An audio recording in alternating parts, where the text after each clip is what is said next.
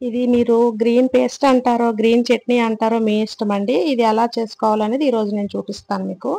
1 cup కొత్తిమీర, 1 cup పుదీనా, half cup మెంతికూర, పావు కప్‌లో సగం పచ్చిమిర్చి, అలాగే సాల్ట్ కూడా తీసుకోండి. తీసుకొని స్టవ్ పైన బాండీ పెట్టుకొని కొంచెం ఆయిల్ వేసుకొని ఫస్ట్ పచ్చిమిర్చి వేయండి. నేను మర్చిపోయాను. పచ్చిమిర్చి లాస్ట్‌లో వేసాను. మీరు పచ్చిమిర్చి కొంచెం వేగిన తర్వాత మెంతికూర సెకండ్ వేగించుకోండి.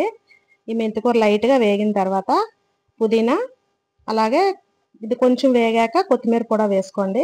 వేసి లైట్‌గా వేగించుకుంటే సరిపోతుందండి. ఆఫ్ సీజన్‌లో మీకు మెంతికూర దొరకదు కదా!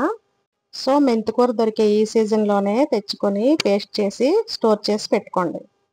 దొన్నె బిర్యానీ, హరియాలి చికెన్ ఇలా చాలా రకాల రెసిపీస్‌లోకి ఇది బాగా యూజ్ అవుతుంది. ఇంకా మీకు నచ్చితే శాండ్‌విచ్‌లోకి స్ప్రెడ్‌లాగా కూడా దీన్ని యూజ్ చేసుకోవచ్చు. నేను చెప్పాను కదా! ముందే పచ్చిమిర్చిని వేగించుకోండి. నేను మర్చిపోయి లాస్ట్‌లో వేగించుకున్నాను. ఇవన్నీ ఇలా బాగా వేగిన తర్వాత వీటిని పేస్ట్‌లా చేసి పెట్టుకోండి. ఇలా పేస్ట్‌లా చేసి ఒక ప్లేట్‌లో స్ప్రెడ్ చేసుకొని నేను ఫ్రీజర్‌లో పెట్టుకొని ఇలా పీసెస్‌లా కట్ చేసుకున్నానండి. వీటిని స్టోర్ చేసుకోండి.